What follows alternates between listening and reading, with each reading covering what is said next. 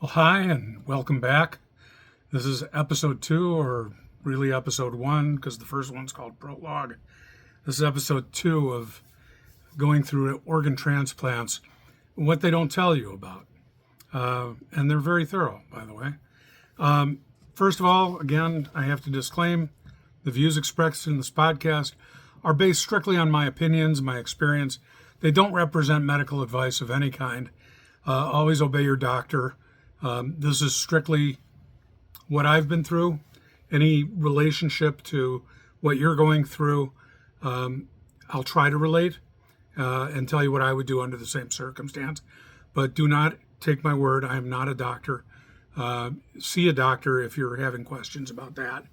And feel free to write me at organ transplant Monte, Monte, at Gmail, and I'll try to answer your individual questions as much as I can. Last week was a big success. I'm surprised. A lot of people checked in, and most of them stayed for the whole episode, which is interesting because I'm not that pretty. But I appreciate you coming and hanging out, and I'll try to answer your questions. Today's episode is titled, When You're Told You Need a Transplant, which is also the same as being told you're not going to live very much longer. So these are the kinds of things that raise anxiety and the types of situations that are hard to relate to outside of a doctor's office. And most people won't get it. But I'll share my experience and then let you know what I've been told is considered normal. I've been in therapy for a bit and trying to figure out what I want to be when I grow up. I have a 32-year-old heart and kidney in me now. I had a birthday this week, turned 2, and my heart and kidney went in at the same time. So I'm very happy to be here, and I can speak firsthand about issues with dialysis and diabetes and a number of other conditions that are factors when you're having to deal with organ transplant. So let me jump right in, and we'll take a shot at it. I initially started with a pulmonary embolism back in 2005, and I gradually lost the ejection fraction in my heart. It dropped down to roughly 8% by the time it actually came out of my chest. However, during that period of time, it was going down. Different doctors in different cities. I had lived at that point in Virginia Beach, Virginia, Chicago, Illinois, Grand Rapids, Michigan, and now I'm in Las Vegas, Nevada, for a number of reasons not related to this. But they had gradually watched my ejection fraction going down. By the time I went to my cardiologist here in Vegas and was really feeling bad, the symptoms that I had at that point, it was very difficult to walk more than 7 or 8 feet without having to stop and catch my breath. My heart was enlarged and surrounded by water. So there was a lot of phlegm. There was a lot of, pain that went associated with it. The hardest part for me, though, was not being able to walk. And I was always afraid when I go to sleep at night that I probably wouldn't wake up. And that was a very strange reality. And when I finally went to the doctor after having numerous tests, PET scans, and, different kinds of things, I had an angiogram. And the funny thing was, my combined cholesterol was 76. I didn't have a bad case of artery clogging, which turned out to be a really good thing because when they put a new heart into you, those arteries better work. So that turned out to be a positive. But at the time, it was a little bit disheartening and kind of scary because I was hoping they could find what was going on. And eventually they did. They traced it to to the right side of my heart, which was having all kinds of pain. And it wasn't like a regular, normal physical pain. But enough about the pain side. Your situation may be very different. You may qualify for an LVAD, which is a left ventricle assist device, which will keep your heart running, even, while you're waiting on the list.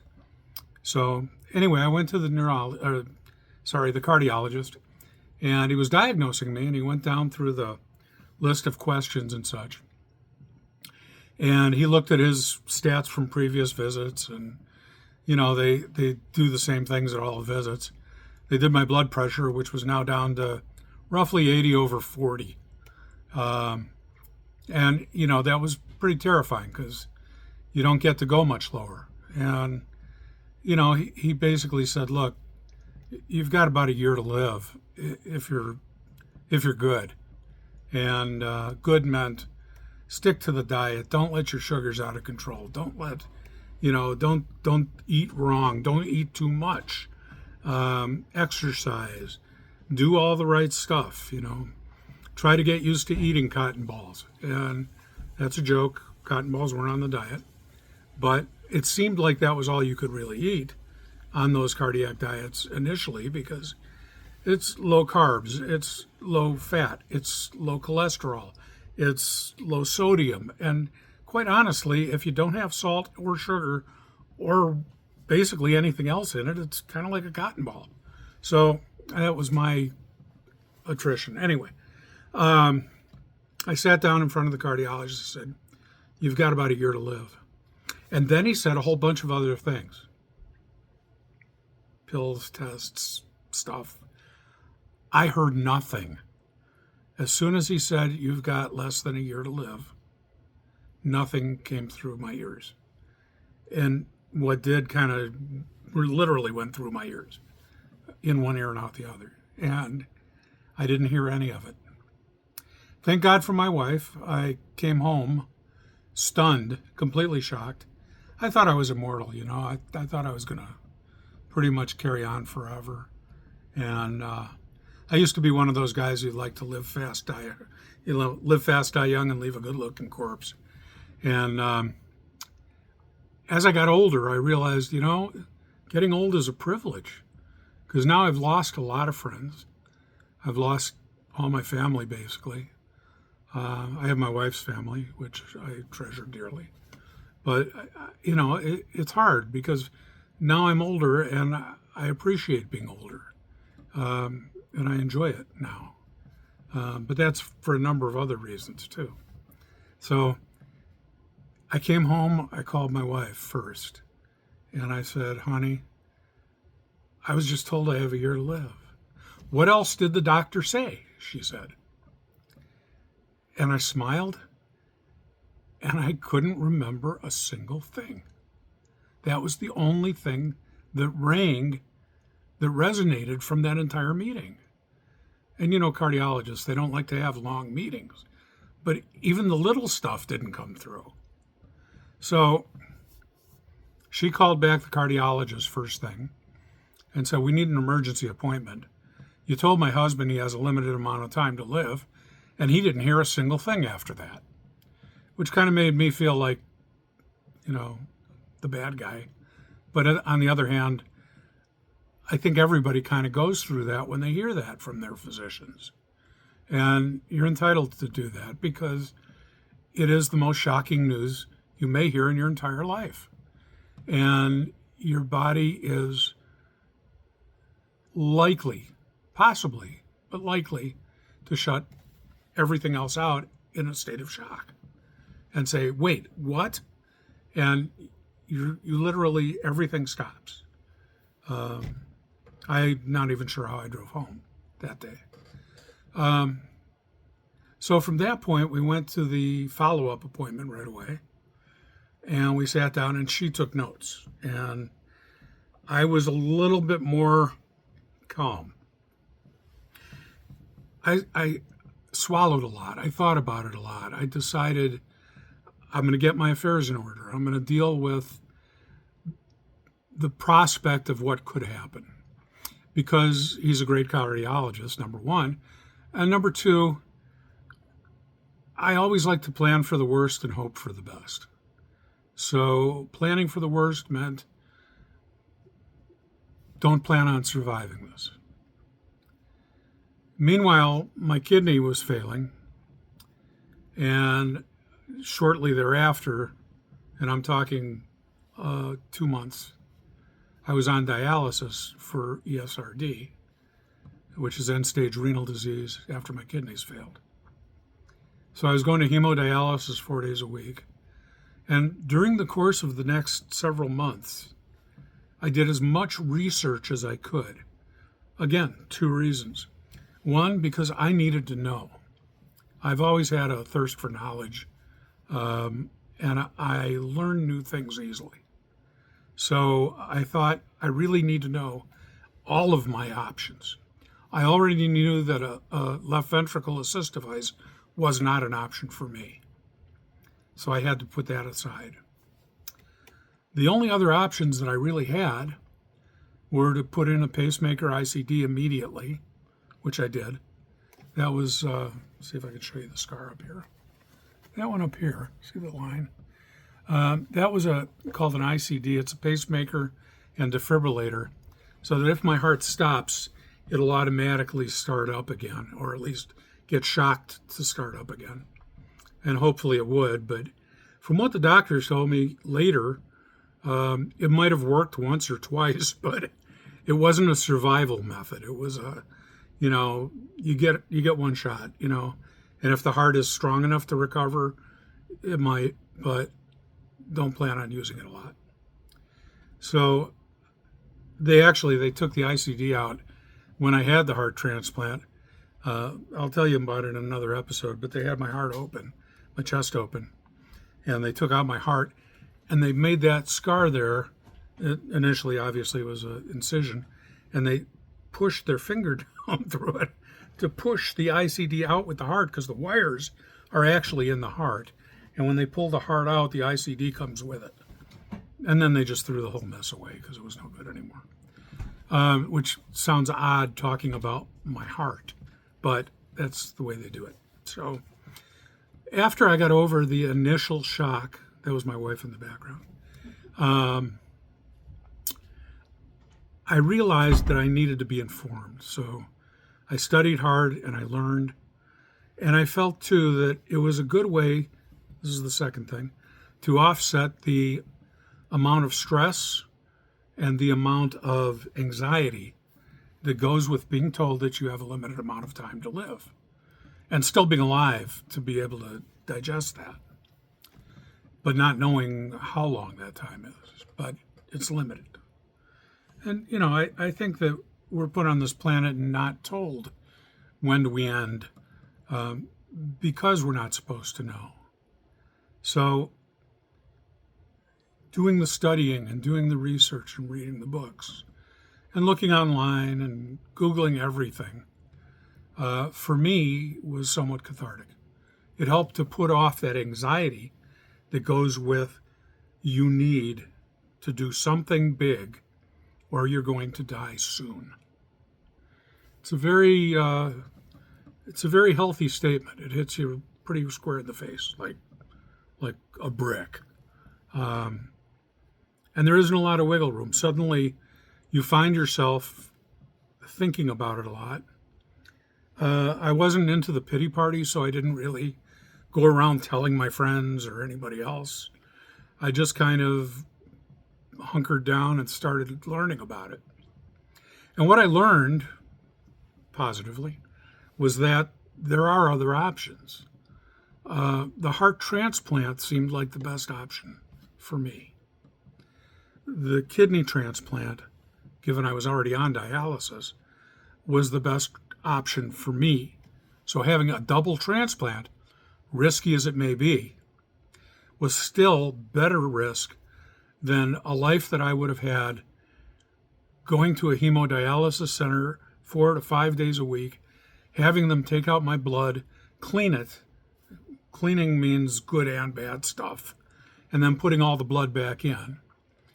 And sitting in a cold room for half of my life with people who are very, very, very sick. Or, having a life again. And the same with the heart, because once they remove the heart and put it in, a new one, it's a completely different kind of feeling. We'll get to that in another episode as well. But right now it's about how do you cope with being told that you're on death's door, but you're still alive, and you honestly still have a working mind. you still feel pretty good. I mean, I still feel like I used to when I was young. And, I have people tell me that I should grow up. But I think in many cases they say that and they joke with me about it. Some cases they're envious, but in other cases they're meaningful. They know that I'm smart enough to figure out what I'm dealing with, but they also know that I'm pretty much alone in the world. And again, thank God for my wife. You will need your support system. You must have. And I say this again, I am not a doctor, but the doctors will likely tell you you must have somebody with you through this whole journey because you cannot do it alone. You're going to need people to help you when you're recovering particularly, but just somebody who can be emotional support as you go through this. So if you're one of those who's recently been told and you're in the state of anxiety right now, one of the best things I can tell you to do is to grab it and own it and learn as much about it as you possibly can. Study it. It might seem like you don't want to study it, but the more you learn about your options, the better choices you can make. And this is all about making the right choices. So when the doctor does tell you you have a limited time to go, don't go into shock if you can help it. Sometimes you can't. That's okay. But if you don't go into shock, get out something to write with or your phone to record it. Get out something so you don't lose another word of that meeting like I did. Then, make sure that you tell someone that cares about you and that you care about enough to tell them everything that's going on. Because there's so many things that we as patients can't think of. There's going to be so many things to make decisions about. You need a comrade in the arms there. You need somebody to go through this with. And it's hard. It's a lot of work on them. I have another episode coming up that's all about the caregiver. But my triad just fell. I'm sorry, tripod. So anyway, that's basically it for today. Try to remember not to go into shock if you hear that. It's easy to do. And if you do, it's okay. Just make sure you get follow-up so you absolutely know everything that went on in that meeting. And then you're going to want to do as much research as you can about the condition to find out what your choices are. If they recommend transplant, look into transplant. Ask where the right transplant centers are. Make sure your insurance is on board. These transplant surgeries are so expensive, likely 7 digits. So you want your insurance on board unless you've got a bottomless bucket of money or lots of wealthy relatives. You're going to need to find a way to cover it. But don't flip out. A lot of colleges, medical schools that do transplants have programs available where if you're willing to be a student study, and that means having like 8 doctors in the room every time you see a doctor, and they're going to be doing things to you that you may not want 8 doctors to see, it could save you a lot of money. And in some cases, it's free. But those are the kinds of things you'll find out doing your research. Meanwhile, don't flip out. Try to stay calm. Do your research. Think straight. Live long. And I'll see you next week when we talk about preparing for your transplant. I'm Monty Refkin. Thank you for joining me. Send your emails to Organ Transplant Monty, MONTE, @gmail.com.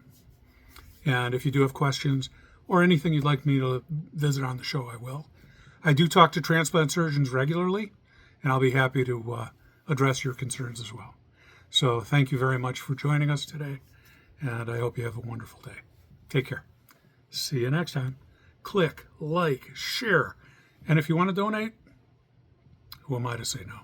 Take care.